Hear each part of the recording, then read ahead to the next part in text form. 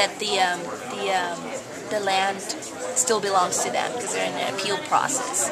Can you tell me the status of the land right now? I'm not a county attorney. That I would prefer that you ask that question to one of our county attorneys.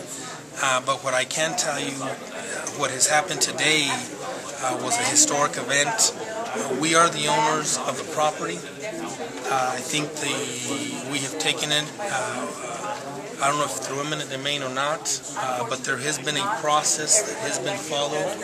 I know that our attorneys met with the families, the owners of the property, and everything up to this point was done legally without any issue.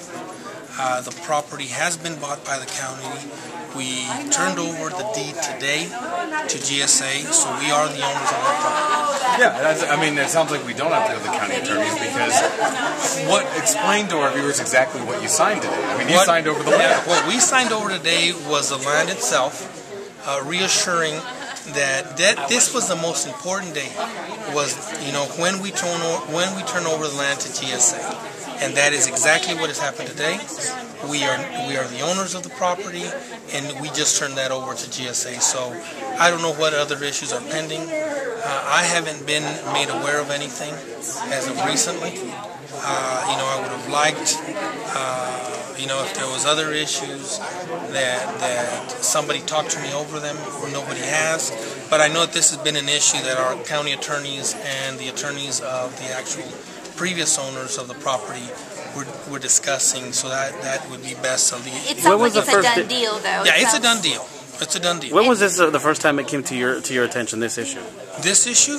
Yeah. I haven't met with anybody recently. I don't. It's been. So when was the first time it came to your attention? Over this issue, there hasn't. I mean, I haven't. Today's the first day? Today's the first day that I'm made aware of the fact that the family's having a big issue with it now. Because they've been having the issue since 2002, they said. Yeah, there's an issue. So it's never been brought to your attention prior to today?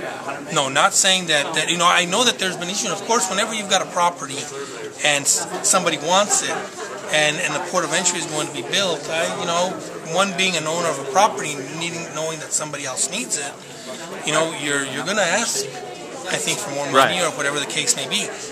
This is something that I would prefer that you as the media and, of course, the El Paso Times discuss this with our county attorneys or the attorneys that actually... Right. I understand that, Commissioner, but you representing the area, this is the first time your constituents contacted you about this issue? This is the first time that I haven't talked to any of the constituents. Nobody's contacted me. Okay. I know that there was issues. I mean, that's something that I discussed with our county attorneys because a lot of this stuff is executive because we're purchasing properties. So it's nothing that I can discuss out in the open. That's why I would prefer that you discuss this with our county attorneys as in reference to this issue that has just been brought up. I wasn't made aware of it. I just found out about this right now. I just 15 minutes ago met with Steve in my office, and I've just been shed light on issues that he has, and maybe even the family. So I just don't know, what the issue is. How much land are we talking about that you just gave GSA? Don't hold me to it, but I know it's over 100 acres. Over 100 acres? And how much money is it going to cost the county? The property is to the tune of $1 million+. I don't know the exact amount, but it's $1 million+. And that's the only role the county has in this, the land, donating the land. Yes, to GSA. that was it. And then they deal with the rest. Then they deal with the rest. We deal with the actual road themselves. They deal with one portion of the road. We deal with the road from I-10, and of course that's also federally funded, and the state, and of course locally money. So it's something that all three of us are working hand in hand. And you talk about your constituents and how they need this, and how people in the Lower Valley are without jobs and anything. Tell me how this is going to help people in the valley. I represent the poorest part of the county. The Lower Valley is the area that has the greatest need. People make anywhere between $10,000 to $25,000 a year, and they have 2 or 3 kids. There's a vast of poverty in that area.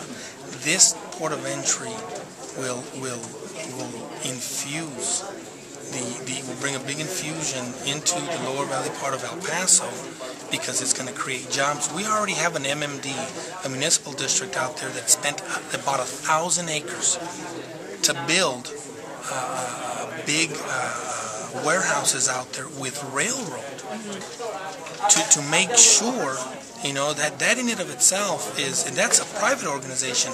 That's not the county, that's not the federal government. Yeah. That's somebody privately making sure that they're there when this port of entry is actually built. Commissioner, you said something that I would like to get clarification on.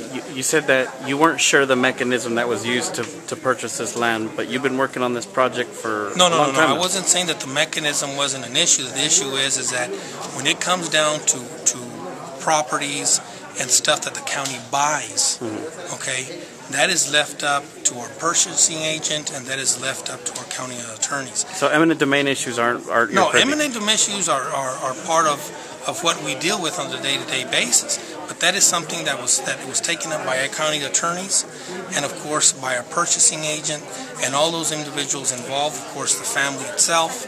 But that's something that I not personally.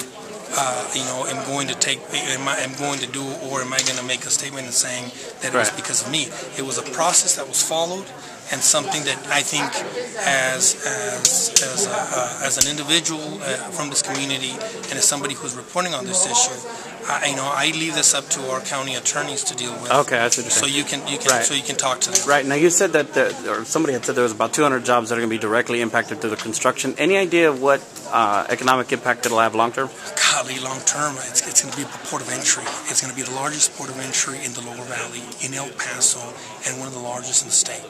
If I don't know if you remember this, but there was big issues with semis going to the central part of El Paso. That's why the city took action and only allows semis to go one lane. Well, what this does is nearly, if I'm correct, nearly 60 to 70%. 70%, I think, is said. Don't hold me to it, but that's the number that I got. That nearly 70% of all the stuff coming in out of Mexico is going eastbound. So by that occurring, that actually takes away from semis actually coming in and out of the central part of El Paso. We best benefit from it. But just looking at it as it being a huge impact to the Lower Valley, it's going to create jobs. It's going to bring about growth. Families who have properties in that area are going to be able to do things that they weren't able to do many years ago. People's properties are going to increase substantially. That is something that is going to happen. Those are the issues that I'm looking at. And is there any indication of when it will be open and what the progress is on the Mexican side? That's something that we've discussed with the Mexican government. Everybody's trying to work for a January or June 2012 opening, but they may even be looking at opening the port a little sooner. So I appreciate for you coming out here, and thank you.